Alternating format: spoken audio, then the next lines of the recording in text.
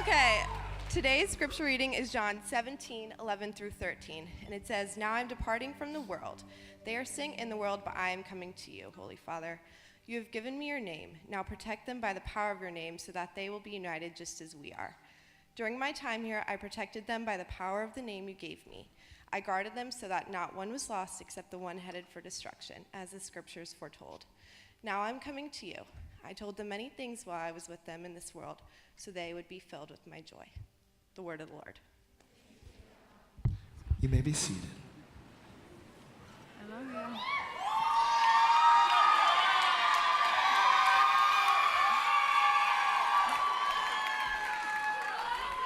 Hello. Hi. I am Lauren, for those of you who don't know me. Hello. I am a senior psychology major, and I'm going to give you a little bit of an intro about who I am. So I love people more than I love anything in this world. I think I love people more than I love breathing, actually. So, okay. And I'm an Enneagram 2 with a 3-wing, which is super central to who I am. I eat Chick-fil-A at least once a week. Number 1, no pickles, fry well done. Large milkshake, yes, I said large. Everybody feel free to get a large chocolate milkshake with no toppings, 1 ranch, 2 ketchups. So also, yes, I'm a picky eater. I have an obsession with compane, specifically their cinnamon rolls. When people ask me what my favorite hobby is, I always say laughing. I love dancing, which is why this worship this morning was too real and also why I'm sweating right now. And I'm always blasting a new song in my white Prius with the blacked out rims. I am the oldest of 4 girls in my family. So some may say I'm a bit overly protective and overly loyal. Ask any of my friends who have ever dated anyone or even started talking to somebody, rip. But as the oldest, so these are my sisters, as the oldest in an all-girl household, I would fight to the death for my sisters. So here's an example of that. So when my youngest sister, the one on the far right, your right, when she was in 3rd grade, so I was in high school, she was 8 years old, and she is such a quiet, sweet soul, and she is like, keeps her feelings to herself. And we were sitting at the dinner table one night, like we always do, and she started like sobbing, like she started like violently crying when we were talking about our days, and we were like Julia never cries, like what's going on? And she continued to tell us that at school, she had been with her friends and they were eating lunch and she went to go throw something away. And when she got back, her friends were gone. And so she like looked around for them and then she saw that they were hiding behind a trash can. And she just like was weeping as she was telling this story. And in that moment, all my sisters and I start crying too, because we're like, who could do that to you? And then also I was like, okay, so I'm about to go beat up a 3rd grader. Like I'm Walnut Elementary School, like I'm coming for you, like, and I am about to beat up a 3rd grader because I felt so protective of my family, like of my sister. Another fact about me is that I experience the world through tears, so I'm very emotional. So if you know me, you know I cry about just about everything, especially when I have to say goodbye to someone. So every year when I leave Loma, I look like this, but also with, instead of 1 single tear, 5,000 tears streaming down my face. So I hate goodbyes. I hate saying goodbye, especially to people I love. And so every year after my 8 months spent here, like I just weep because I love my people and I love the people that I get to share my life here with. So taking that, and we can take that picture down now. When I think about this passage that we're going to read today, I put myself in Jesus' place as an emotional person, but also if you're not an emotional person, if you just think about the people that you deeply love and care for, and imagine if after 8 months, and I'm only going to be apart from my friends for 3 months, like I'm sobbing. Can you imagine if you had journeyed for 3 years like Jesus did with people? You'd done everything with them.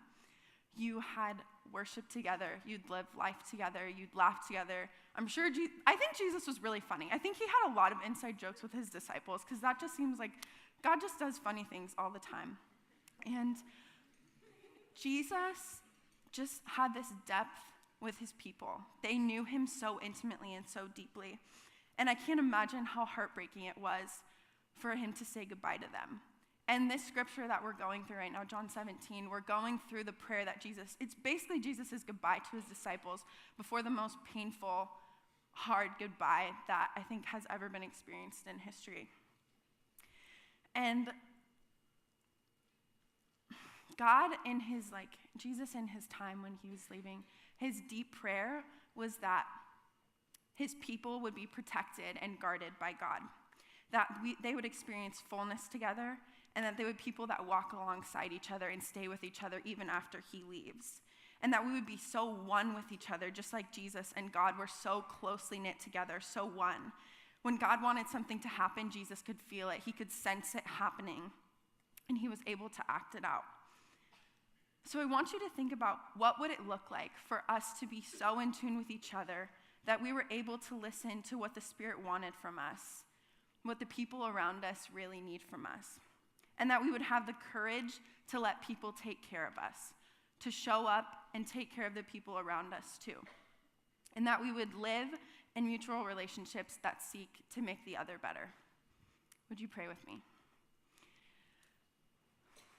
God, I pray that in this time, that the words that I say would not be my words, but your words, that I would be reminded that I am just a vessel of the truths that you hold deep inside your heart and that you want to share with all of us. So today, be with me. Give me peace. I love you, God. Amen. Okay, so today I'm going to walk through this passage, these couple verses, which it's such a short amount of verses, but also so many things that I have to share with you. So many things that I could say about these 3 verses. So I think this passage calls us to a few things. So I'm going to walk through a couple points, which are to understand and feel God's protection over our lives, to know God and know that God deeply knows us, to know each other deeply, and to experience the fullness of his joy. So I'm going to start with protection. So in this passage it says, Jesus is saying to God, protect them by the power of your holy name. And I think when I think about protection, often my first thought is to think about God's praying for my safety. God's praying that I'll be protected from harm. And I think that when I often pray for people that I love, when I pray for protection, that's what I think of. But I've been so challenged to view this protection as instead of being this thing that we're protected from bad things happening to us, because obviously we know there's so much pain and hurt in the world, that instead of that being what happens, that we are protected because God's presence is with us. God's presence is living in and through us, and he's walking with us every step that we take, everywhere that we go. God is so present with us. And again, that doesn't mean that God is protecting us from harm or from trial. It means that he promises that no matter where we go, how far, how deep in the darkness we feel, that God is present and with us. And I think when we think about protection, it's just a reminder that Jesus wants us to have his Spirit with him. So what does it look like for God to pray for protection for his disciples? To me, that looks like even after Jesus is leaving, he's praying, God, stay with them because I have to leave, I have to go, but I want you to remain with them.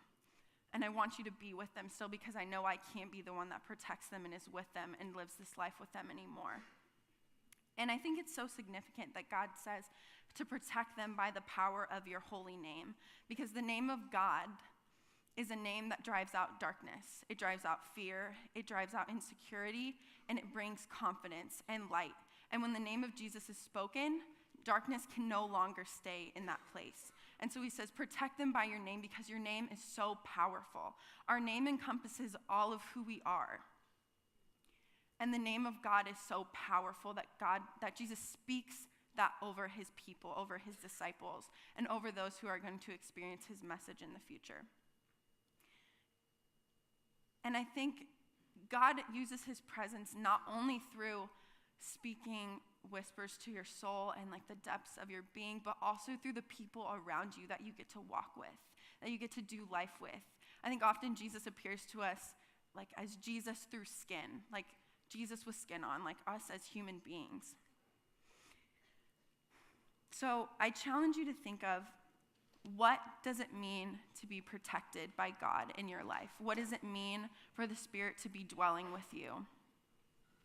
What is Jesus trying to communicate to his disciples and to us today through this challenge to notice and understand the deep protection that he carries over our lives? The next thing that I think is so important is that we know God and that we know that God deeply knows us.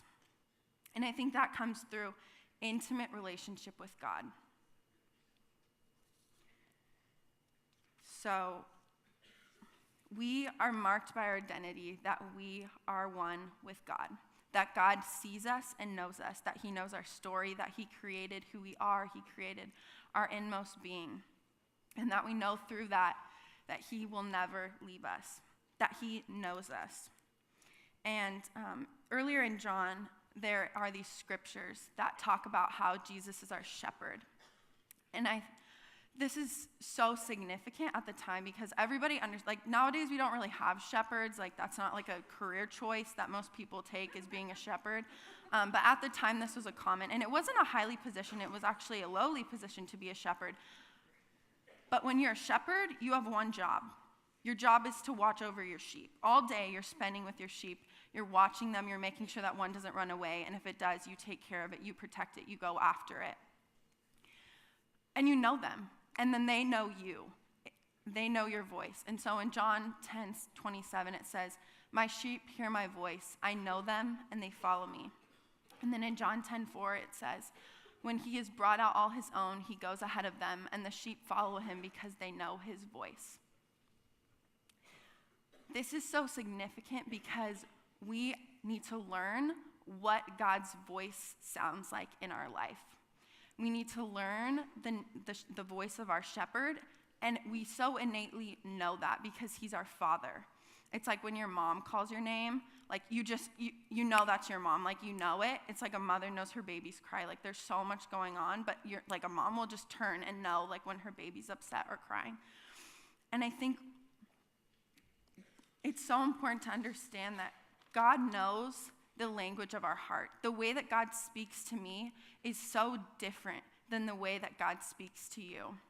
And even though we may seem the same or act the same, we do the same things, the way that God speaks to our heart is so unique to who we are. And I think we are challenged to learn that way. Like, what is the way that God is going to speak in and through our heart language, because he knows us and he wants to communicate with us. So some people, I feel like there's so many different ways that God speaks to us, and like I think our challenge is to figure out and spend time with God to understand how he is going to speak to us. Some people experience him through nature. Some experience him through people, through having deep conversations, through having hard conversations, through worship, chapel, journaling, sunsets, surfing, exercise, spending time in silence, spending time in the spiritual disciplines, practicing gratitude, just spending time with God, letting him see you, being in a space of openness and honesty with God, letting him see you and know you fully. So how are you learning the voice of your shepherd? How are you paying attention to these deep moments in your life where you need God to speak to you? And how are you letting him speak into those? I think the main thing for me when I think about this passage is the call to know others. I think in a lot of ways that appeals to me because, like I said, I love people more than I love breathing. Like, I love people so well, and I have such a deep desire to know others and to hear their stories and to understand who they are. And knowing each other in the context of this passage looks like protecting each other, being present with each other, taking care of each other. And when you care about something deeply, you have a deep desire to protect it. It's like how I feel about Compane cinnamon rolls. When I go to Compane, and this is silly, but it's true, I do not want to share my cinnamon roll with somebody else. Like if somebody's like, oh, can I have a bite of that? It looks so good. I'm like, oh, it is so good, but it's actually mine. Like I don't really like, oh, you're taking the part with all the frosting. Okay, good. And that's a silly example, right? But when you care about something, you want to protect it. You want to make sure that no harm comes to it. Like somebody else eating it, but okay. And we don't care about something until we know it. If we don't know the person sitting next to us, if we don't know somebody's story, then we don't care as deeply and as fully about it. As children of God, we are considered each other's family. We are considered brothers and sisters of the Most High God. And if you think about your own family, whether that looks like your biological family or the family that you've chosen to create for yourself through your friends and people here, most people would literally do anything to protect the people they love. Like I would have beaten up a third grader. Like I was twice their age and I would have beaten them up because I love my family. I love the people that I get to share my life with. Those people become your people. You know them, you get them. You've seen them do stupid things. You've seen them make dumb mistakes.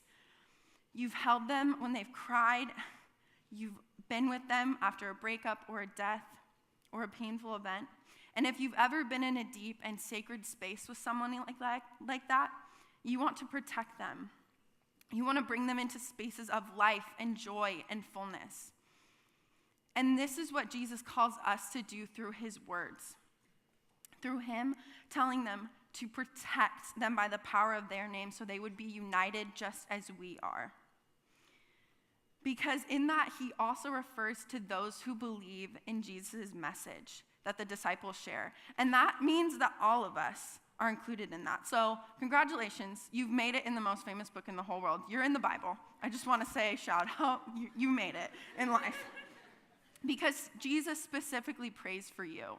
And I think that's so significant, that when Jesus is about to go on the cross, he refers to all of those who would be know him through the disciples' message. So as the disciples go out, all of us know Jesus and have a relationship with him because of what the disciples went out and shared. Jesus spent so much time with his disciples, with his followers. They went with him everywhere. They slept next to each other. They ate with each other. They laughed with each other. They cried with each other. They prayed with each other. And I think when Jesus is leaving him in the context of this prayer, his heart is breaking. It's like when you drop somebody off at the airport and you get close to the terminal and you get so sad. You're like, oh, but I don't want you to leave. I don't want you to leave. But for Jesus, he knows that he's leaving he comes back when he is raised from the dead, but he knows that this is the end of his significant amount of time with his people. And his heart is breaking. And so in desperation, he cries out to God that he would protect his people, the people that are to come and the people that were with him now.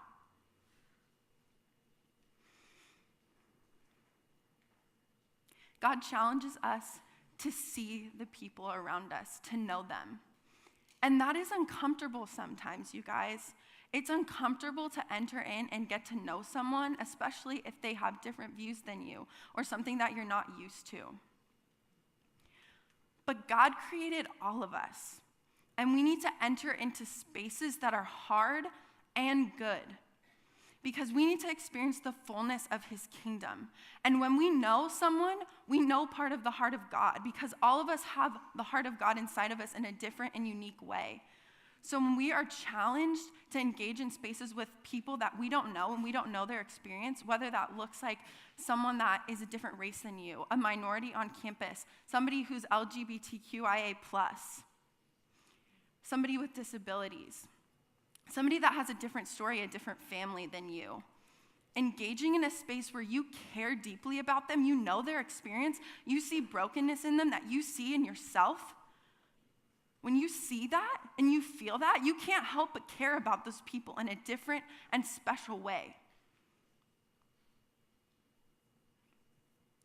And we need to care about all of the people around us because that is what God calls us to do.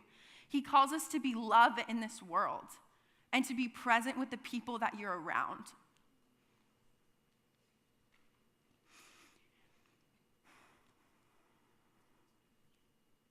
Jesus wants to continue the family that he started when he was here on this earth, the family that he started to create through his disciples, through his followers. So I want to challenge you. How are you doing this in your life right now? Who are you spending time with that's different than you? Who are you pouring into? Who needs you? Who needs to hear? Who needs to be heard? Pay attention to that. Pay attention to the ways that the Spirit is calling you to engage in hard conversations and to be with people. Because I truly believe that if we knew everyone's story, there is no one that we couldn't love. There is no one that we wouldn't love if we knew the depths of their heart, if we knew their story, if we understood them.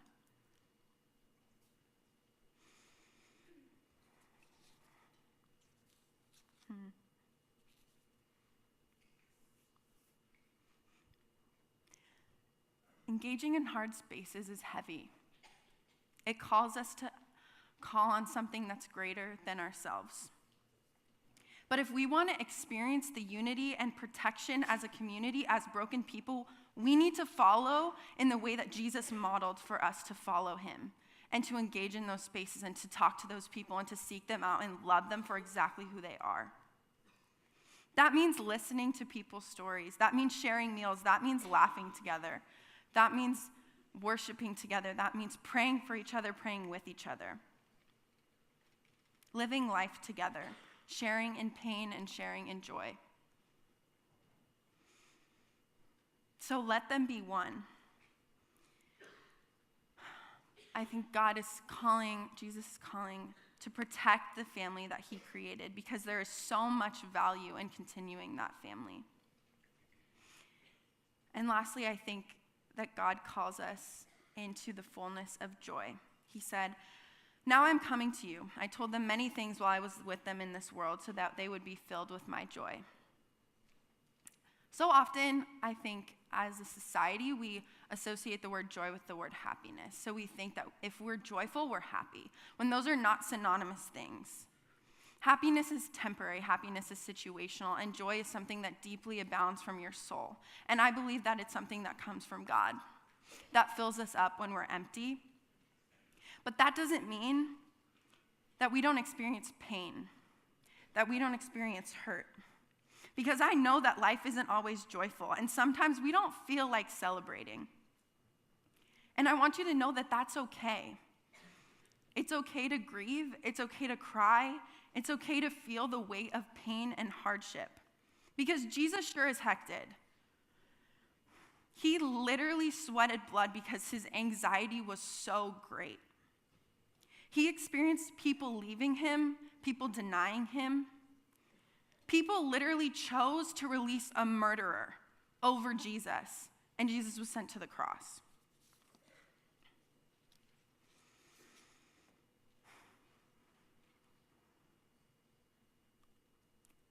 Jesus knows what pain feels like.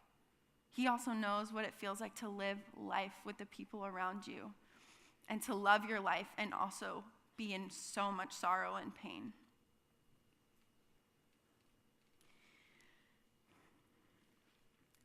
Could you put up Romans?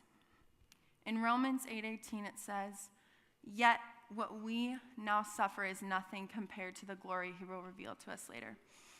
Other translation is the joy, the pain that you experience now is nothing to the joy that you will experience in the future.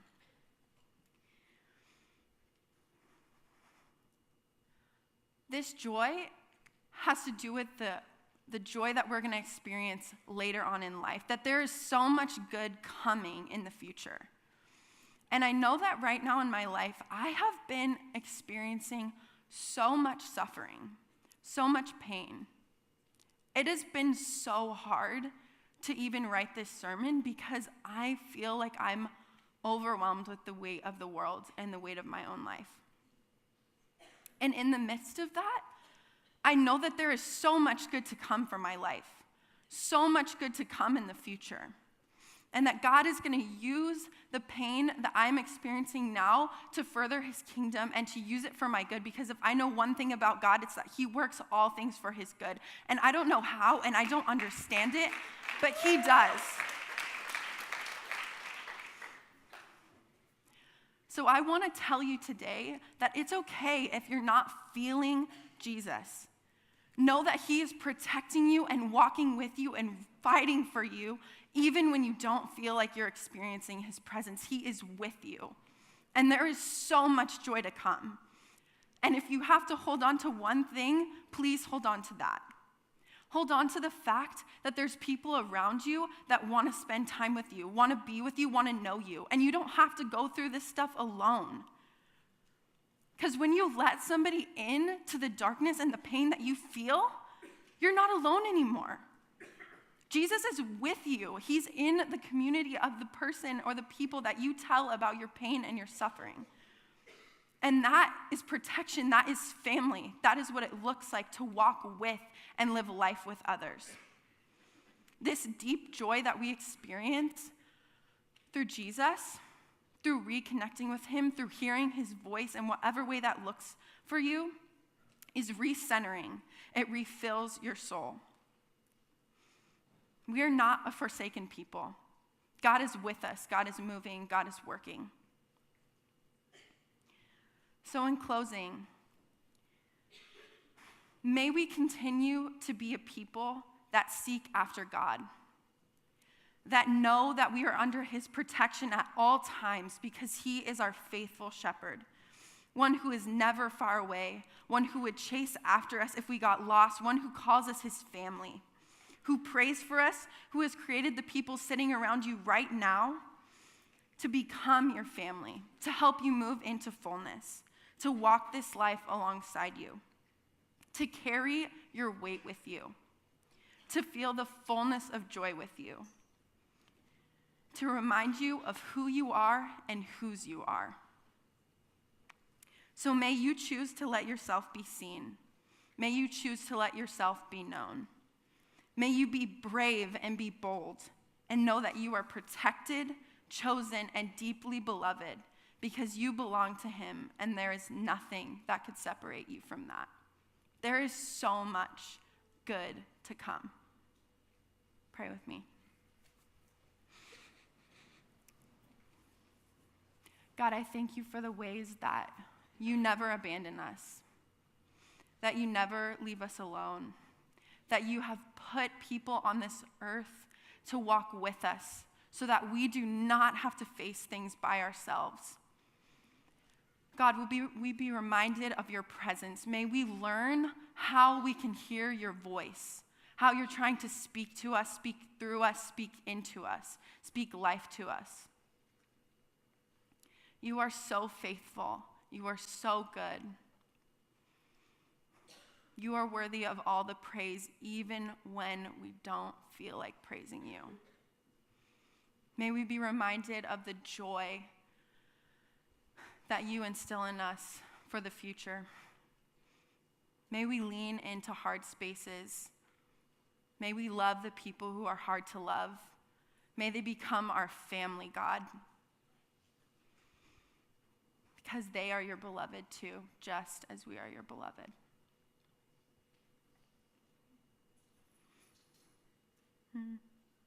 Amen. So